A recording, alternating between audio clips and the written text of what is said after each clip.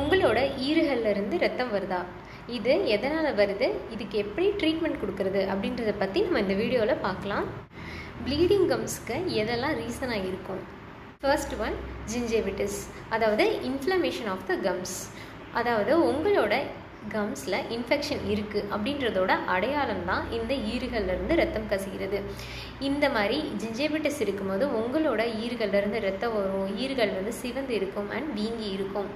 So இந்த மாதிரி ஜிஞ்சேவிட்டிஸ் இருக்க கம்ஸில் உங்களோட ப்ரஷ் படும்போது ஈஸியாக ப்ளீடிங் ஆகும். இந்த ஜிஞ்சேவிட்டிஸை நம்ம எப்படி கரெக்ட் பண்ணுறது அப்படின்றத பார்க்கலாம்.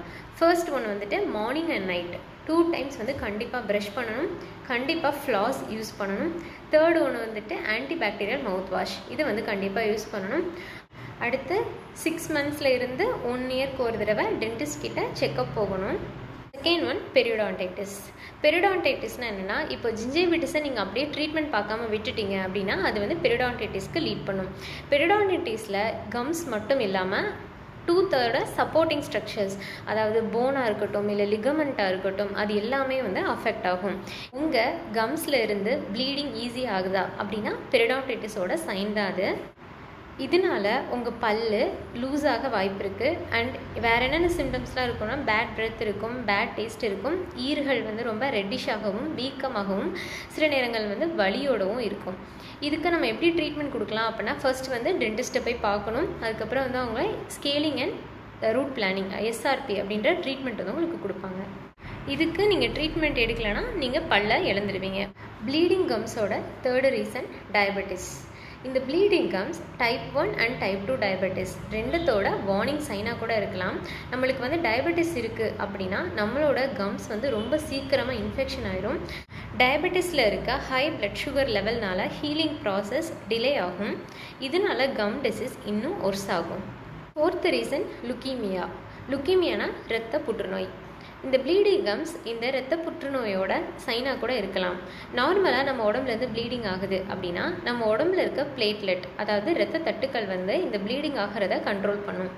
ஆனால் இந்த லுக்கீமியாவில் பிளேட்லெட்டோட கவுண்ட் ரொம்ப குறைஞ்சிரும். அதனால நம்ம உடம்புல நிறைய பாகங்கள்ல இருந்து, முக்கியமாக கம்ஸில் இருந்து ரத்தம் வரும்.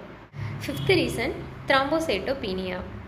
இப்போ நீங்கள் ப்ரஷ் பண்ணுறீங்க, உங்கள் கம்ஸில் இருந்து ப்ளீடிங் ஆகுது, பட் இது ஸ்டாப் ஆகலை அப்படின்னா இந்த த்ராம்போசைட்டோபீனியா இருக்க வாய்ப்பு இருக்குது. இந்த த்ராம்போசைட்டோபீனியாவில் என்னென்னா, பிளேட்லெட் லெவல் ரொம்ப கம்மியாக இருக்கும். பிளேட்லெட் கம்மியாக இருக்கிறதுனால ரத்தம் உறையாது. சிக்ஸ்த் ரீசன் என்னென்னா, ஹீமோஃபிலியா ஆர் வான் வில்லிபிரான்ஸ் டிசீஸ். இப்போது நம்ம கம்ஸ்லேருந்து ப்ளீடிங் ஆகுது, இல்லை நம்ம ஏதாவது டென்டல் ஒர்க் பண்ணும்போது வர்ற ஒரு சின்ன கட்டில் இருந்து ரொம்ப ஹெவியாக ப்ளீடிங் ஆகுது அப்படின்னா இந்த von Willebrand disease or haemophilia இருக்க வாய்ப்பு இருக்குது. இந்த கண்டிஷன்லேயும் ரத்தம் உறையாது, ஸோ ப்ளீடிங் கம்ஸ் இருக்கும். செவன்த் ரீசன் என்ன அப்படின்னா, vitamin C deficiency or vitamin C குறைபாடு. இந்த விட்டமின் சி நம்ம உடம்புல என்ன பண்ணுது? இந்த விட்டமின் சி என்ன பண்ணும் அப்படின்னா, டிஷ்யூ வளர்கிறதுக்கும் அது ரிப்பேர் ஆகிறதுக்கும் ஹெல்ப் பண்ணும். அது மட்டும் இல்லாமல் புண்களை ஆற்றும் அண்ட் எலும்புகள் மற்றும் பற்களை உறுதியாக்கும். இப்போது இந்த விட்டமின் சி கம்மியாக இருக்கிறதுனால நம்மளோட எலும்புகள் மற்றும் பற்கள் வீக் ஆகும். இதனால நம்மளோட கம்ஸில் இருந்து ரத்தம் கசியும். எய்த் ரீசன் என்னென்னா, ஸ்கர்வி. ஸ்கர்வியில் என்ன அப்படின்னா, இதுலேயும் விட்டமின் சி குறைவாக இருக்கும். இது எதனால் வரும் அப்படின்னா, புவர் நியூட்ரிஷியனால் வரும். இதில் அனீமியா கூட வரலாம். உங்களோட ஸ்கின்னுக்கு அடியில் ப்ளீடிங் ஆகும். இதில் கண்டிப்பாக ப்ளீடிங் கம்ஸ் இருக்கும். நைன்த் ரீசன் என்னென்னா, விட்டமின் கே டெஃபிஷியன்சி. இந்த விட்டமின் கே குறைபாடு இருந்தாலும் நம்மளுக்கு ப்ளீடிங் கம்ஸ் வரும். இந்த விட்டமின் கே நம்ம உடம்புல என்ன பண்ணுது அப்படின்னா, இது ரத்தத்தை உறைய வைக்கும். அது மட்டும் இல்லாமல் இது எலும்புகளுக்கு ரொம்ப நல்லது. இதனால் விட்டமின் கே குறைபாடு இருந்தாலும் நம்மளுக்கு ப்ளீடிங் கம்ஸ் வரும். 10th reason brushing technique. நீங்கள் உங்கள் பற்களை ரொம்ப நேரமாக அழுத்தி ப்ரஷ் பண்ணுறீங்களா? அப்போது கண்டிப்பாக நீங்கள் உங்கள் கம்ஸை டேமேஜ் பண்ணுறீங்கன்னு அர்த்தம். நம்மளோட கம்ஸ் ரொம்ப டெலிகேட்டான டிஷ்யூ. இதை ப்ராப்பராக ப்ரஷ் பண்ணணும்.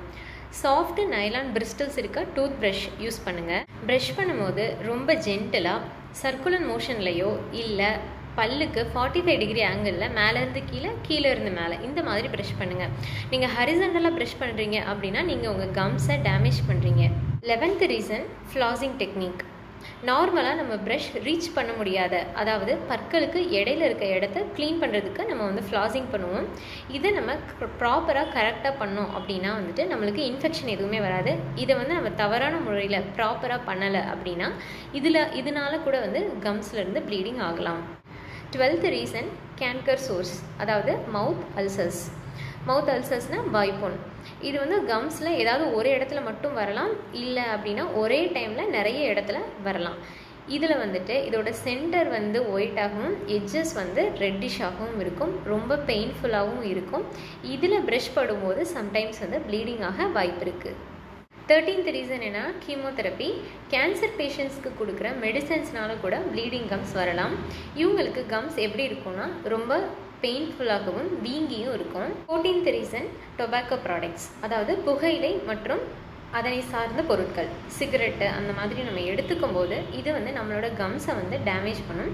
இதனால கூட ப்ளீடிங் கம்ஸ் வரலாம். 15th ரீசன் என்னென்னா ஹார்மோன்ஸ், அதாவது பெண்களுக்கு பியூபர்ட்டி ஏஜ் அட்டன் பண்ணும்போதும், மென்சுரேஷன் மாதவிடாய் அப்பவும், ப்ரெக்னன்சி அப்பவும், அண்ட் மெனோபாஸ் மென்சுரஸ் வந்து நின்னதுக்கு அப்புறமும் அவங்களுக்கு வந்துட்டு கம்ஸில் இருந்து ப்ளீடிங் ஆக வாய்ப்பு இருக்குது.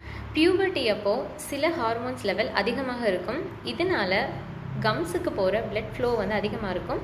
இதனால் கம்ஸ் வந்து வீக்கமாகவும் ப்ளீடிங் கம்ஸாகவும் மாறும். சில பேருக்கு ஒவ்வொரு தடவை அவங்க மென்சஸ் ஆகும்போதும் வந்து ப்ளீடிங் ஆகும். அதே வந்து மென்சஸ் முடிஞ்சோன்னா அதுவே வந்து சரியாயிடும்.